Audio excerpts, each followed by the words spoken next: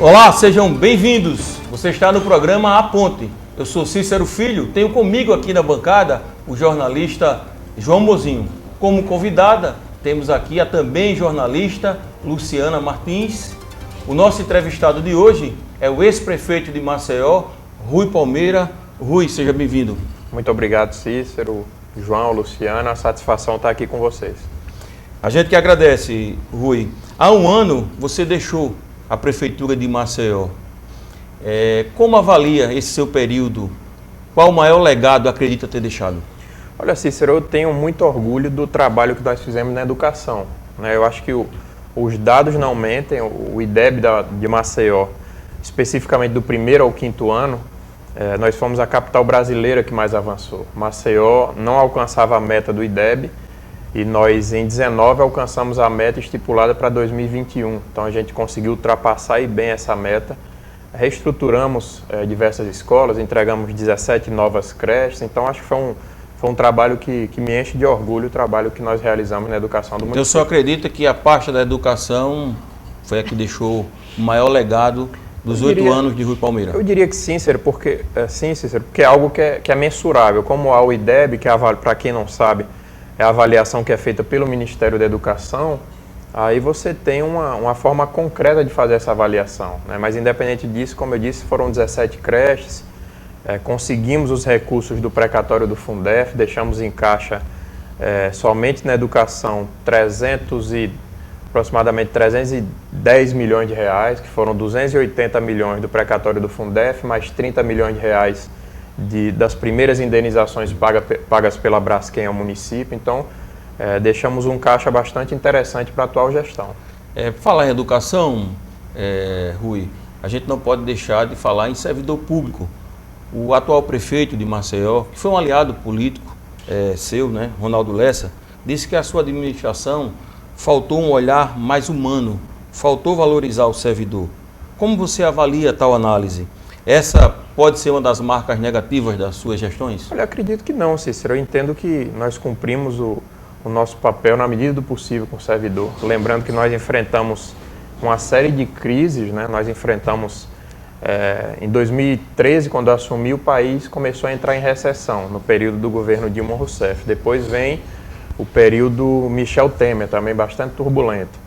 Depois encaramos dificuldades com a questão da Braskem, bairro do Pinheiro, Covid, foram várias questões e obviamente não fizemos tudo o que nós gostaríamos. Você acha que dá para ter feito mais, Rui, em relação aos servidores públicos? Claro, conseguiríamos fazer mais. Sobretudo, nós tínhamos planejado algumas questões para o último ano, mas infelizmente a própria Lei Complementar 173 de enfrentamento ao Covid, e por ser o último ano de gestão, já os impedimentos da Lei de Responsabilidade Fiscal, a gente não conseguiu fazer mais, mas conseguimos pagar rigorosamente em dia os salários dos servidores de Maceió, só não concedemos reajuste no último ano, né, que foi o ano exatamente que veio a questão da Covid e a própria lei impedia a concessão de reajuste.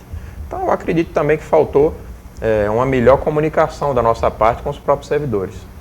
Vamos ver. Rui, você deixou o PSDB, depois foi para o Podemos, hoje está no PSD. Rui, quando a gente se trata de partido, a viabilidade eleitoral é o que mais importa? Olha, a gente que é político depende do mandato. Então, no momento que eu deixei o PSDB, no momento que o presidente do PSDB, o Rodrigo Cunha, decidiu apoiar um adversário meu, que é o JHC. Eu queria lançar um candidato pelo PSDB. Infelizmente, não foi isso que foi feito naquele momento. Eu optei por sair, fui para o Podemos por acreditar no projeto do partido, mas infelizmente com a definição das regras partidárias ficou completamente inviável montar uma chapa no Podemos. Eu sozinho não teria capacidade de montar a chapa no Podemos, e isso ficou muito claro, e eu recebi um convite do presidente Gilberto Kassab, que tem uma longa amizade com meu pai. Fui a Brasília e topei o desafio de ingressar no PSD.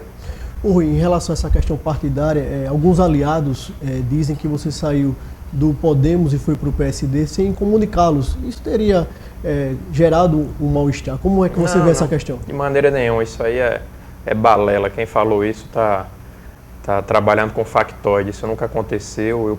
O meu passo a passo eu fiz questão de passar para o meu grupo como seria feito e quando seria feito. Obviamente tem questões que a gente não pode, na política a gente não pode avisar com tanta antecedência. Então, mas não deixei de avisar nenhum dos meus aliados o que eu iria, quais seriam os meus passos políticos e partidários naquele momento. Qual a sua relação com o deputado federal Max Beltrão, que é do PSD?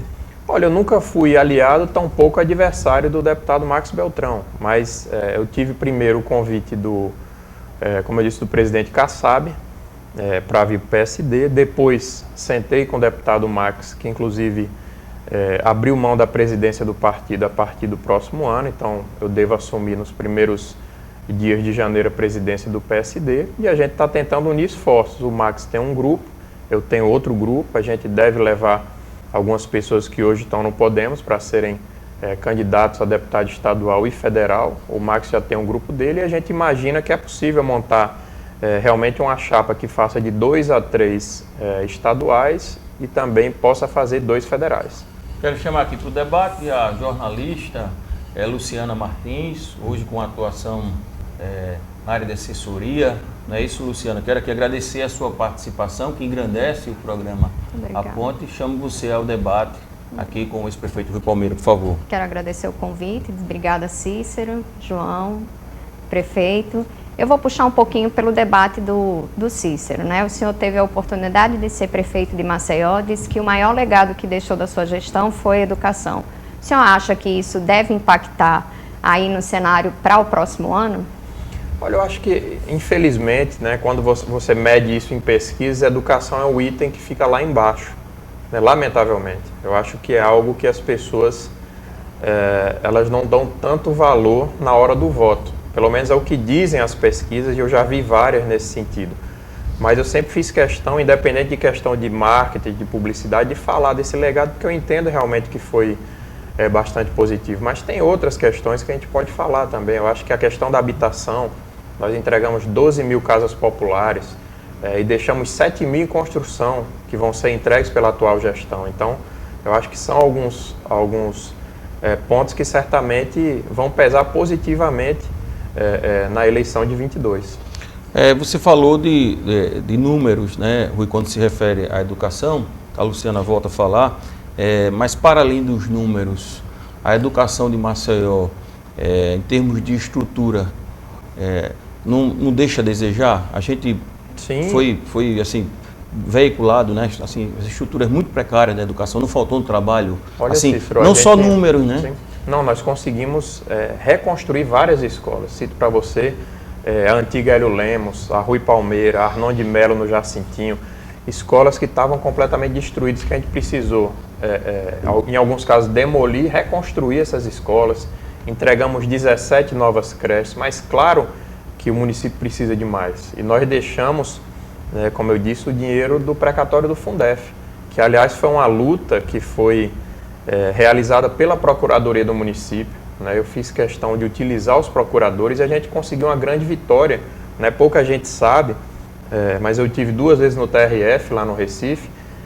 O relator do processo, eu não vou me lembrar o nome do desembargador, que é do Ceará, o voto dele era contrário aos interesses de Maceió, e se aquilo ocorresse, haveria um efeito cascata com milhares de municípios no Brasil todo, que ia ser uma confusão, ter que devolver esse dinheiro à União, e a gente conseguiu, graças ao trabalho da Procuradoria do município, graças a 2 alagoanos ilustres, Dr. Paulo Cordeiro e Dr. Paulo Roberto, que são desembargadores federais, a gente conseguiu reverter esse voto e conseguimos vencer essa luta do Fundef, e hoje Maceió tem em seu caixa 280 milhões, e nós separamos, antes que eu saísse, nós publicamos um decreto e deixamos separados 180 milhões de reais, que é o equivalente aos 60%, que será repartido com os profissionais da educação.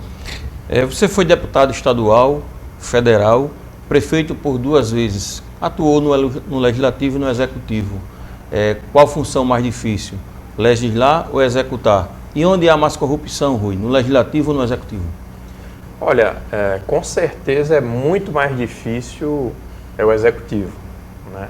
Mas também é mais prazeroso, você consegue enxergar efetivamente o seu trabalho. No Legislativo, sobretudo na Câmara Federal, você fica ali e muitas vezes se sente impotente, você não consegue ver um projeto avançar, então realmente bem complicado nesse sentido. Por outro lado, é muito mais tranquilo em termos pessoais, eu diria, né? Porque realmente o desgaste, 8 anos à frente de uma prefeitura, de uma cidade com 1 milhão de habitantes, uma cidade que tem a segunda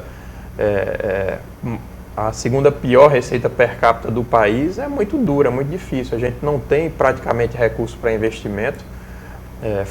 A gente teve que correr atrás de novas alternativas, tanto é que fomos buscar o financiamento do CAF, que é o Banco Desenvolvimento da América Latina, né, que era o Nova Maceió, que a atual gestão mudou de nome, mas é a mesma coisa, né, que são obras de saneamento, de pavimentação. Foi um recurso que a gente lutou muito para trazer. Foram 5 anos de luta para a gente conseguir, desde o protocolo do projeto até a primeira rua asfaltada, foram quase 5 anos. E hoje a gente deixou também esse legado positivo para a atual gestão, que continua com essas obras, sobretudo na parte alta de Maceió. E o de frente para a Lagoa, Rui, que foi um projeto que você usou muito, né, como um projeto, inclusive em campanha eleitoral, não é? Por que não foi à frente na sua gestão? Não, foi que deu errado? O projeto, o de frente para a Lagoa, realmente a minha grande frustração não ter entregue aquele projeto, mas foi um projeto que a gente conseguiu. Para vocês terem uma ideia, outros governos já tentaram tirar as pessoas das favelas e já levaram para o Conjunto Carminha, no Benedito Bentes, para outros locais e não dá certo. As pessoas querem continuar morando ali. E a gente não tinha alternativa. Então, um certo dia eu sentei com o então secretário Mac Lira, e o Mac diz, prefeito, por que a gente não usa a pista? Eu disse, como assim, Mac? A pista e o canteiro são áreas da União. Isso lá no ano de 2015, no meu primeiro mandato. Eu disse, vamos trabalhar isso, Mac. E começamos ali a fazer um rascunho daquele projeto e efetivamente fizemos o trabalho, conseguimos a cessão da área. O primeiro passo foi a União Federal ceder o terreno ao município de Maceió. Eu acho que foi um caso único no Brasil. A gente conseguiu essa cessão de área. Com isso, o terreno virou a garantia para a gente conseguir o recurso, conseguimos o recurso e deixamos a obra em andamento. Acontece que na virada do governo Temer para Bolsonaro, todos os projetos do Minha Casa Minha Vida foram paralisados. Infelizmente, eles ficaram 1 ano parados, né? E isso prejudicou muito o andamento daquela obra. Os primeiros 500 apartamentos já eram para ter sido entregues. Infelizmente, isso não aconteceu até hoje. Mas eu deixei a obra em andamento e com recurso garantido. A atual gestão está fazendo a parte mais simples agora, que é entregar aquela obra. E a parte mais complexa, eu tenho muito orgulho de ter feito. Lamento não ter conseguido entregar aquela obra que vai mudar realmente a vida de quase 1.800 famílias ali da beira da lagoa. Vamos. Rui, a gente não pode deixar de falar de 2022 se reportando ao que aconteceu em 2018. Em 2018 você era prefeito de Maceió, tinha o Rodrigo Cunha como deputado estadual e naquela ocasião, por algumas vezes, o Rodrigo Cunha tinha dito que seria candidato à Câmara Federal. E tudo parecia que você seria candidato ao Senado da República. Existe algum arrependimento de não ter saído ao Senado e o Rodrigo Cunha ter sido o candidato pelo PSDB? De maneira nenhuma. Inclusive, na época, eu era o presidente do partido e tive uma conversa com o ex-governador Teotônio Vilela, e na hora que ele falou da possibilidade do Rodrigo ser candidato ao Senado, eu imediatamente disse a ele que teria o meu aval. E de maneira nenhuma iria atrapalhar o desejo do Rodrigo, que é uma pessoa que inclusive eu tenho uma boa relação com o Rodrigo, inclusive fui colega de escola da irmã dele, da Adriana, que é médica, uma pessoa muito, muito querida, muito competente. Eu jamais iria atrapalhar a pretensão dele. Na verdade, em 2018, eu gostaria de ser candidato a governador. Eu tinha esse projeto, mas infelizmente senti dos grupos que estavam ao meu lado que não havia reciprocidade. Um monte de gente do grupo, por exemplo, do senador Benedito de Lira, votava no Bill para o Senado e no Renan Filho para o governo. Quando eu senti isso, eu resolvi ficar na prefeitura e o próprio grupo dele terminou acabando com as chances dele politicamente, porque primeiro veio aquele arremedo de candidatura do Collor, depois ficou sem candidato e acabou com a expectativa do senador Benedito, que aliás foi um grande senador para Alagoas, trouxe muito recurso, ajudou muito Maceió. Para vocês terem uma ideia dessa totalidade de casas, 12 mil que nós entregamos e 7 mil que estão em construção, todas elas foram fruto do trabalho do senador Benedito de Lira. Luciana, por favor. Vamos lá, vou pegar. O senhor disse que o projeto de 2018 era ser para governador. E qual é o seu projeto para 2022? Luciana, eu tenho dito isso já em algumas entrevistas, inclusive com, acho que o próprio Cícero na rádio.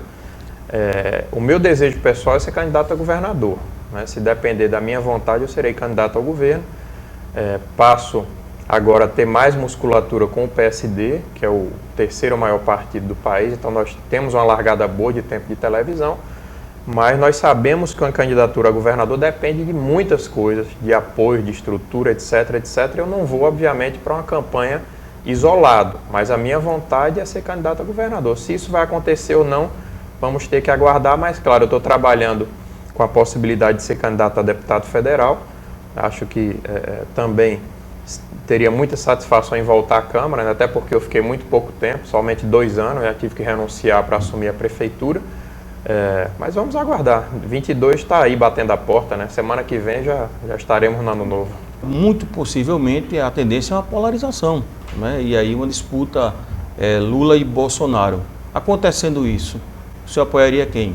Eu acho que eu faria feito o Ciro Gomes no segundo turno da eleição passada, fazer uma viagem para longe. Né? Não, estou brincando, Cícero, eu jamais vou me eximir dessa questão, mas eu não posso trabalhar com especulação, com expectativas. Eu acho que há um caminho possível para uma possível terceira via. O senhor acredita efetivamente que um terceiro nome possa ganhar protagonismo ao ponto de ir para o segundo turno? Eu acredito. Não é muito improvável não, Rui? Hoje mas a eleição é daqui a alguns meses. Quem seria esse nome, Moro? Não sei, não dá para saber ainda, né? Hoje a gente tem um retrato atual que é polarizado, que é Lula, Bolsonaro e a terceira via muito fragmentada. Mas eu entendo que pela rejeição do Lula, pela rejeição do Bolsonaro, se surgir um nome com baixa rejeição, ele tem chance de crescer. E a gente não sabe até que ponto ele pode crescer. Então, vou pedir, orar e torcer todos os dias. O Dória poderia ser o nome? Não sei, eu acho que é uma possibilidade. Eu acho que qualquer dos nomes que estão lançados, eu acho que se a pessoa tem já um trabalho. Então tem pontuado bem, né, nas pesquisas. Mais que o próprio Bolsonaro na passada começou lá embaixo, né? E terminou sendo presidente por várias circunstâncias, né? Cada eleição é uma história completamente diferente, mas a gente cansou de ver candidatos que largaram com 1%. Tá aí o governador do Distrito Federal, Ibanez Rocha, né? Começou a campanha, tinha 1%, era desconhecido de 90% da população. Hoje é o governador do Distrito Federal e tantos outros, né? Então eu realmente espero que haja essa oportunidade de um outro nome quebrar essa polarização que hoje parece improvável, mas não é impossível. Sim. Joãozinho. Rui, no ano passado houve uma aliança entre o governador do estado, Renan Filho, e você, prefeito, e apoiaram o Alfredo Gaspar de Mendonça para a prefeitura de Maceió. Essa aliança com o governador Renan Filho, essa aliança política ainda existe? Não, nós fizemos uma aliança exclusiva para a eleição de 2020, focada no nome do Alfredo. Eu não me aliei ao Renan Filho, eu não participo do governo, eu não tenho secretaria, nada disso. A nossa união foi exclusivamente em torno do nome do Alfredo, que por coincidência, tanto o Renan Filho quanto eu, entendíamos que era o melhor nome para Maceió. E ponto. Não tenho qualquer acordo com o governador Renan Filho, nem faço parte. Né? Hoje se fala o grupo do Renan, do Arthur Lira, do Marcelo Vitor, eu não faço parte de nenhum desses grupos, mas tenho a capacidade de dialogar com qualquer deles. Ok, a gente vai para o intervalo e volta daqui a pouquinho.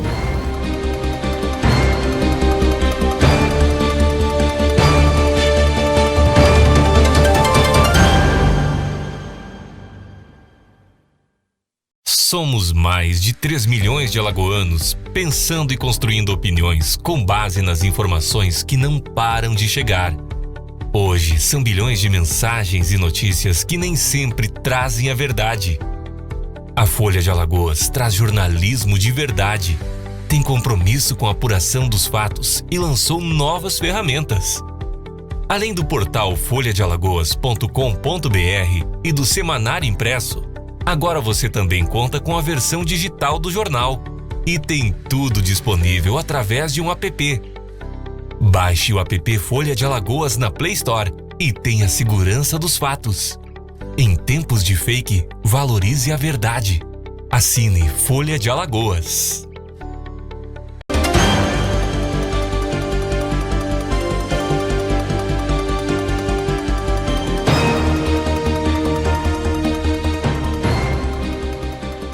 Estamos de volta com o programa A Ponte. Eu sou Cícero Filho, tenho comigo aqui na bancada o jornalista João Mozinho. A nossa convidada de hoje é a jornalista Luciana Martins e o nosso entrevistado é o ex-prefeito por Maceió, Rui Palmeira.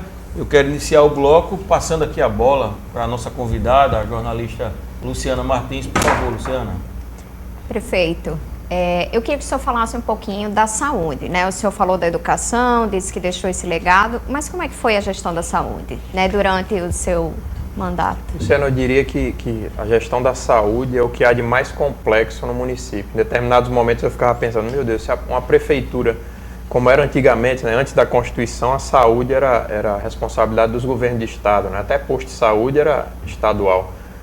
Seria muito mais fácil, porque a saúde é por si só muito complexa, né? Você lança uma licitação para comprar 30 lotes de medicamento, 2 ali dão deserto, você não consegue comprar, tem que fazer outra licitação, isso atrasa, e as pessoas precisam para ontem daquilo. Então é algo, eu sendo candidato a deputado federal, chegando à Câmara, eu quero propor um debate na mudança da lei de licitações, uma modernização da lei de licitações, para a gente acabar com esse tipo de coisa, porque realmente as pessoas sofrem muito com isso e você muitas vezes fica de mãos atadas. Mas a gente na saúde, a gente conseguiu também alguns avanços, né? Nós entregamos, foram no total 18 novas unidades de saúde, né? Foram 2 UPAs, Maceió era a única capital brasileira que não tinha a UPA funcionando. Nós colocamos a UPA Benedito Bentes, Trapiche, depois Benedito Bentes para funcionar. Foram os primeiros 2 equipamentos em Maceió que funcionaram com o modelo de organização social, né, que diziam a privatização da saúde, aquela coisa toda, e funcionam muito bem até hoje. Acho que é um modelo que deu certo. Nós conseguimos entregar, salvo engano, 14 novas unidades de saúde, né, que a gente buscou migrar algumas unidades que funcionavam em casebres alugados, enfim, locais insalubres. A gente conseguiu migrar para unidades com padrão de qualidade diferenciado, mas claro que há muito a se fazer ainda pela saúde de Maceió, mas conseguimos alguns avanços bastante interessantes. Nesse tema saúde, Rui, a gente, lógico, reconhece que é uma área bem complexa e que mexe, né, com o que a gente tem de mais precioso, né, que é o bem-estar do ser humano, né, da sua família. É algo que comove muito, né? A saúde tem uma pressão por si só já muito grande. Você não acha que faltou investimento na atenção básica durante a sua gestão? A gente finalizou com menos de 30%, 20 e poucos por cento só de cobertura do Programa de Saúde da Família Maceió, uma das capitais com menor cobertura. Não faltou investir onde realmente resolve, que seria na atenção básica? Na verdade, Cícero, o modelo do Programa de Saúde da Família da Prefeitura de Maceió ele é inviável, né? Isso foi feito no passado, foram concedendo reajustes e salários que são impagáveis, né? Você pega municípios que a equipe do PSF custa R$40 mil, e Maceió hoje em dia deve estar perto de R$70 mil, né? Estão todos no teto ali. Para você ter uma ideia, em alguns casos, os agentes de saúde ganhavam um salário que é maior do que o de médico de 20 horas. Quer dizer, algumas distorções foram criadas e a gente não conseguiu fugir disso, né? A gente tentou imaginar um modelo com OS para baratear esse custo, mas infelizmente foi uma coisa que foi passando, tanta confusão, tanta coisa que a gente não conseguiu realmente implementar. Eu gostaria de ter, a minha ideia era montar algumas unidades de saúde com um modelo de gestão de OS, porque isso iria baratear, isso aí iria facilitar para você mudar o mal profissional. Hoje nós temos um grande problema no nosso funcionalismo público, que infelizmente alguns servidores da área de saúde fizeram um serviço público de bico. Para o consultório privado ele não falta, ele não deixa de ir. Quando eu coloquei o ponto eletrônico no Pan Salgadinho, Ave Maria. Mas isso não é a regra, né, confusão. Prefeito? A regra dos temos, profissionais da sim, saúde é trabalhar muito, a grande maioria se dedicar dedicado. bastante. Agora, infelizmente, algumas maçãs podres que tumultuam bastante esse processo. Para você ter uma ideia, para você colocar um servidor desse que cometeu alguma falta, alguma ilegalidade, até você colocar um processo administrativo para esse cidadão sair, para você contratar o outro, passa 5, 6 anos. Então, são questões realmente da nossa burocracia que precisam urgentemente ser atacadas. Rui, você foi o primeiro prefeito a tratar a questão da problemática da Braskem aqui em Maceió. Qual a sua avaliação da empresa em relação à Braskem? Ela tem feito um papel exemplar devido a todo esse caos que ela tem gerado na capital? Não tem nem como pensar nisso, né, Mozinho? Acho que a Braskem gera um problema para socioambiental, eu dizia para a nação brasileira, né? Obviamente está dentro de Maceió o problema que eu ouvi de profissionais do Ministério de Minas e Energia que era sem dúvidas o maior problema ambiental ligado à mineração no mundo. Realmente, quando você desloca 40 mil pessoas, acaba com 3, 4, 5 bairros talvez, que o Farol também está muito afetado, não há indenização que pague isso. Né? A gente, lá atrás, a gente conseguiu, quando começaram a história das rachaduras, a nossa Defesa Civil rapidamente foi a Brasília. Ainda no governo Temer, eu tive em Brasília, a gente conseguiu trazer aqueles técnicos, primeiro um convênio com a Universidade do Rio Grande do Norte, né, para trazer o pessoal da área de sismologia. Depois nós conseguimos trazer os profissionais da CPRM que, enfim, descobriram que a causadora era a Braskem. E de lá para cá, esses danos só aumentam. Né? Enquanto prefeito, a gente rapidamente agiu para conseguir também com o governo federal um auxílio emergencial para aquelas famílias, um auxílio aluguel, que a gente sabe que não resolve, mas amenizava o problema. Imediatamente encaminhei para a Câmara projeto de lei suspendendo e depois isentando o pagamento de tributos municipais.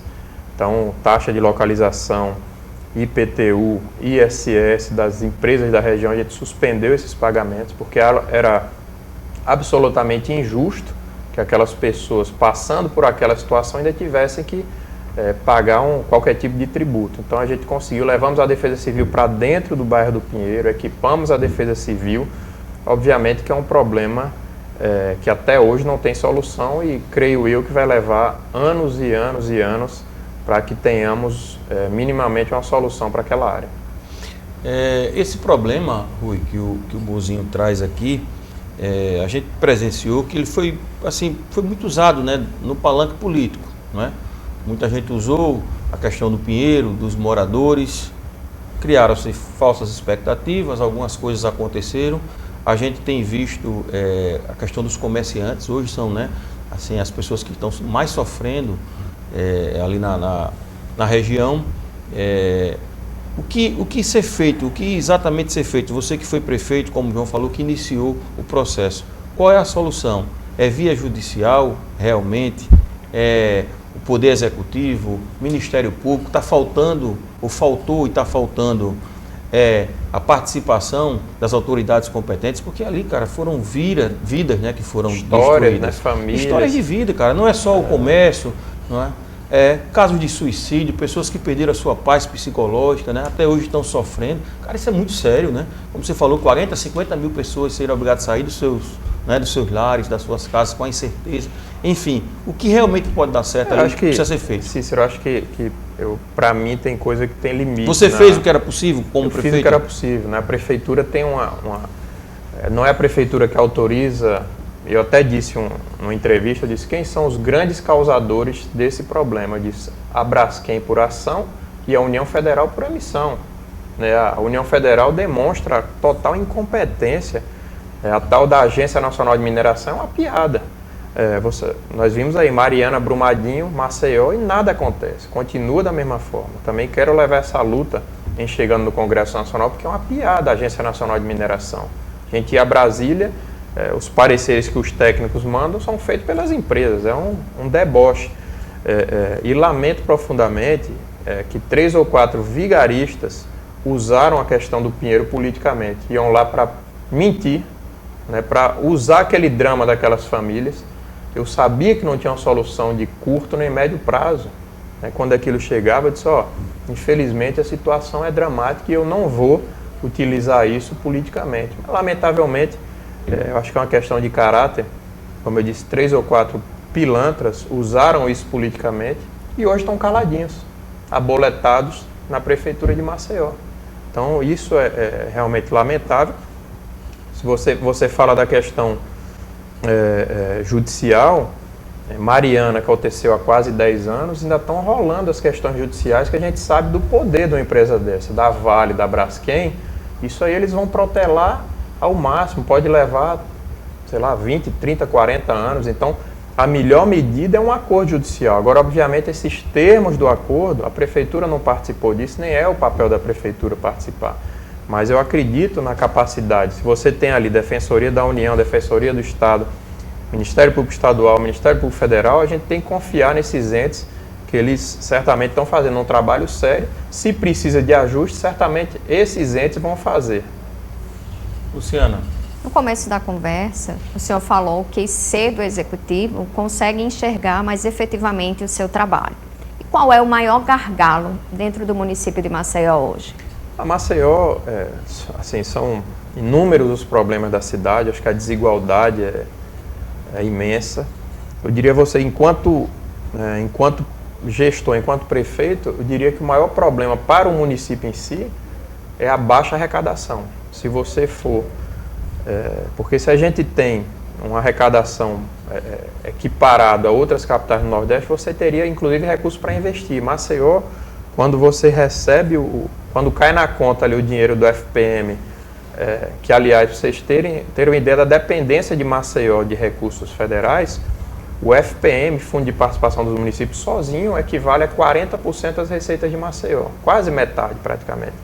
Aí esse ano foi muito bom, o FPM e o ICMS cresceram 25%. Quer dizer, metade da receita de Maceió cresceu 25%, diferente do meu último ano, né, 2020.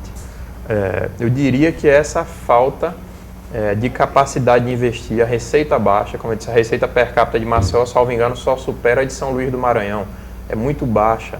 A gente tem uma folha muito pesada. Quando você paga a folha, paga ali a contribuição previdenciária, sobra quase nada para investir. Então a gente tem que buscar alternativas do recurso federal, emendas e, sobretudo, as alternativas de financiamento externo, que é o que a gente conseguiu com o empréstimo do CAF, que eu disse que era o Nova Maceió, que mudaram para Maceió Tem Pressa, mas enfim, o DNA é o mesmo e o investimento está acontecendo.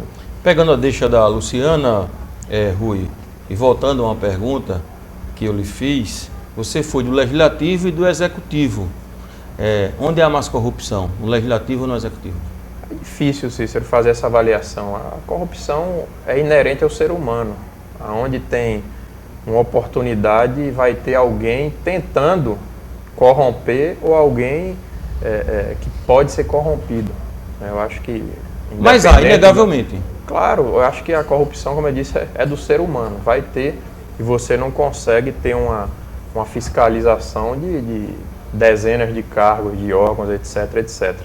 Mas, obviamente, no meu período da Assembleia, foi um período emblemático da chamada Operação Taturana, né, que diversos deputados foram indiciados, diversos deputados foram afastados, e terminou que não deu em nada, né? Lamentavelmente. O senhor falou dessa questão, né, da dificuldade legislativo e judiciário. Fiz essa pergunta também aqui a um representante do judiciário, desembargador Tutimés, e faço a você também, Rui. Você acredita na separação dos poderes, na independência entre os poderes, ou isso é uma ficção jurídica?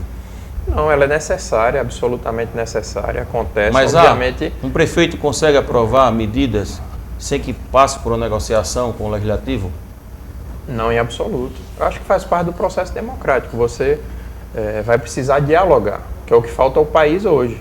Você precisa de diálogo você não pode, se não houvesse o Legislativo, o pior que ele possa ser, haveria uma vontade única e exclusiva de um prefeito, de um governador, de um presidente. Eu acho que poderia a coisa ser pior. Ia passar o que aquela pessoa que está no poder no momento der na telha daquela pessoa. Não, imprescindível a atuação do Legislativo, claro, dentro de uma república.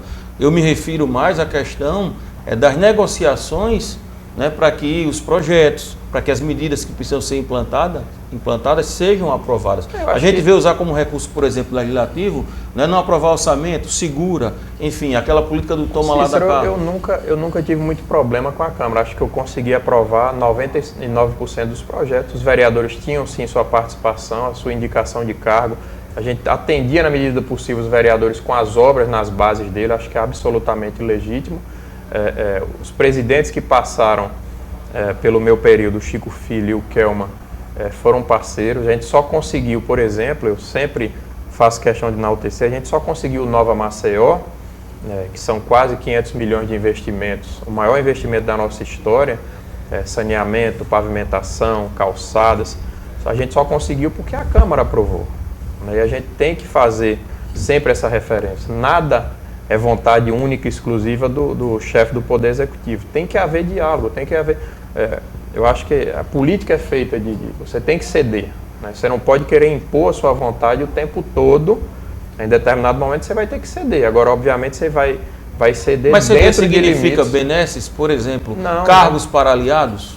Não, isso aí faz parte. Todo mundo que participa do governo vai ter sua participação, seja em cargo, seja em emenda parlamentar, sobretudo no caso do Congresso Nacional, obras. O que mais vereador pede é para calçar a rua, asfaltar a rua. E a gente, os primeiros 2 anos, uma dificuldade imensa, depois a gente foi deslanchando, a gente conseguiu, como eu disse, na medida do possível, atender os Principalmente na vereadores. região dele, Naquela ele tem região, a base e eu acho eleitoral que dele. isso é muito bom, porque quem ganha é a população. O vereador está ali pedindo... Não, quando está pedindo obra é bacana. Ele sabe, né? O ruim é quando está pedindo dinheiro, né? Propina, né? Olha, pelo menos com a gente isso não funcionou. Né? Como eu te disse, os vereadores tinham sua participação em indicação de cargos e a gente, na medida do possível, se a gente fosse atender tudo que vereador quer, Ave Maria, precisava do orçamento de 20 anos da cidade de Maceió, mas a gente buscou e a gente explicava, o povo pede demais. Mas é normal porque o vereador está lá embaixo, está na base, sendo pressionado todo dia. O líder comunitário, ele muitas vezes não tem um acesso direto ao prefeito, mas o vereador, ele está aqui puxando na beca do vereador, bora, cadê minha rua que você não calçou, cadê a iluminação, cadê a coleta de lixo? Então, o vereador muitas vezes chega ao prefeito já uma panela de pressão, e a gente buscava, na medida do possível, atender a essas demandas que são, repito, absolutamente legítimas. Vamos ver. Rui, você falou do seu anseio de voltar para a Câmara Federal. Sendo eleito em 2022, qual o seu principal projeto para Alagoas? João, eu diria a você que eu acho que eu tenho que levar a minha experiência do Executivo para o Legislativo. Como eu te disse, algumas questões me angustiam, como a questão da lentidão nas licitações, e algumas questões do próprio serviço público. Acho que tem muita coisa para a gente debater, para a gente levar adiante. Claro que eu chegando, né, eu sendo candidato à Câmara e o eleitor alagoano entendendo que eu mereça voltar à Câmara, eu chego muito mais experiente, são 8 anos de prefeitura nas costas, não é fácil, chego muito mais calejado, mas também uma pessoa certamente muito mais preparada para exercer aquele papel.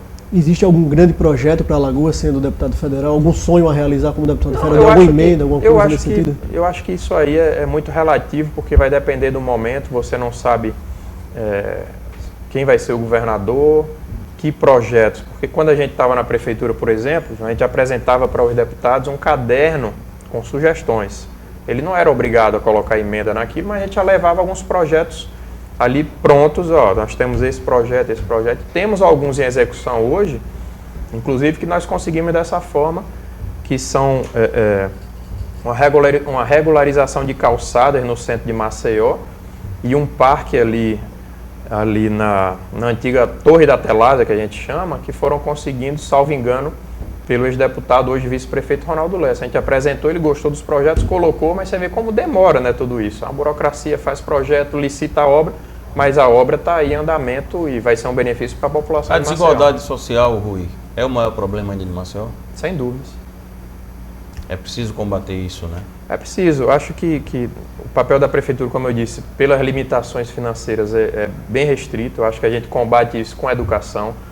Repito, não foi pouco, a gente entregou 17 novas creches, a gente conseguiu crescer de forma exponencial no IDEB, mostrando que a qualidade da educação avançou, né? A gente foi buscar para isso parcerias, a gente tinha como parceiro aqui Unicef, Instituto Ayrton Senna, Instituto Volkswagen, foram uma série de parceiros que nos ajudaram a chegar nesse patamar, mas claro, a gente precisa de mais, a gente precisa atacar a miséria hoje, para hoje.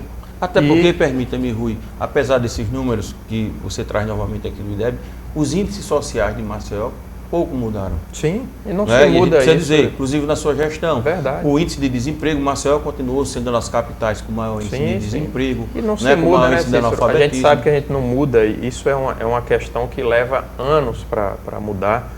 né? A gente muitas vezes a questão depende mais da União Federal. Por exemplo, a gente pega o bonde em 2013 com recessão, com o trágico governo da Dilma, que foi muito ruim para municípios, estados e para a população de maneira geral. E a gente enfrentando o desemprego lá em cima, que era uma realidade nacional, não era somente de Maceió, de Alagoas, uma dependência extrema.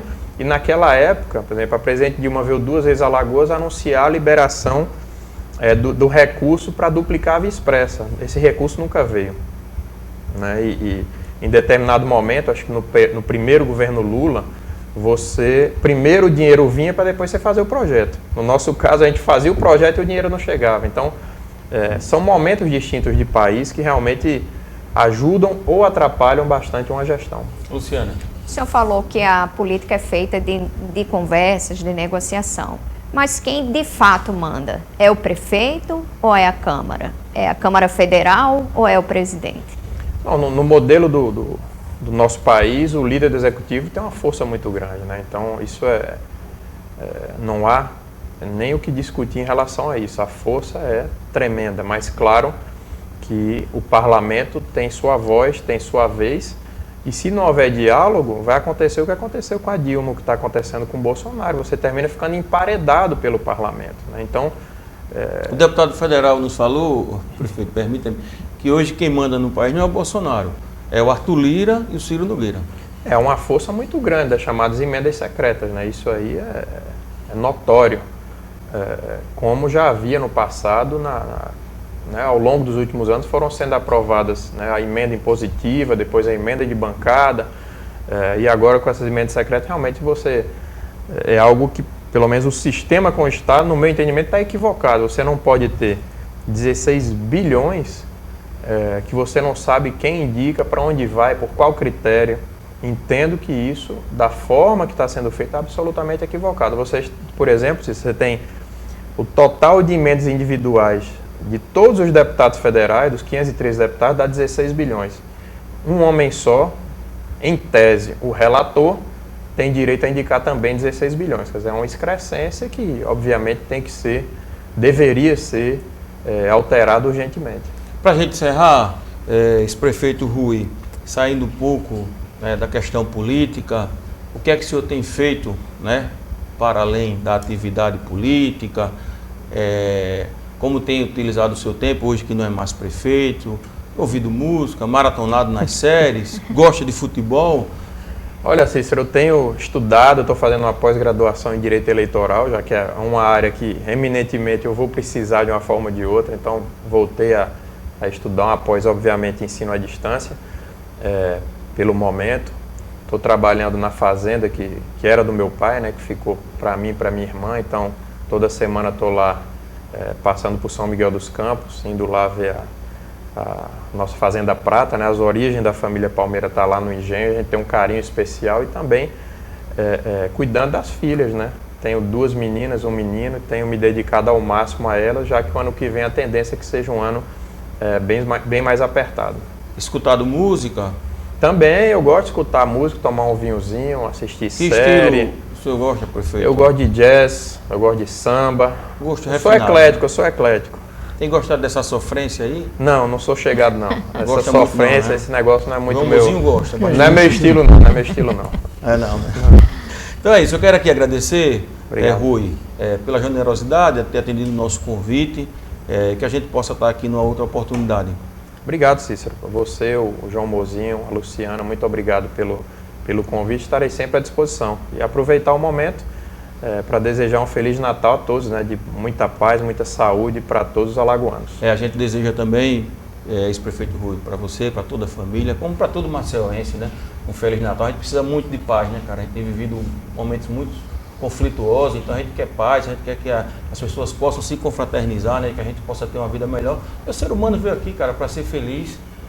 Luciana, obrigado, viu, por sua participação aqui, que a gente possa se encontrar em outras oportunidades. Muito bem, estarei à disposição.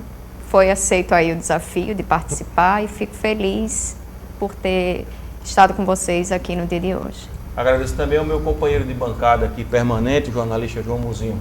Não é isso, João? É verdade, Cícero, uma ótima entrevista com o ex-prefeito Rui Palmeira. Obrigado a Luciano pela participação. É isso. A gente agradece a sua audiência e até semana que vem.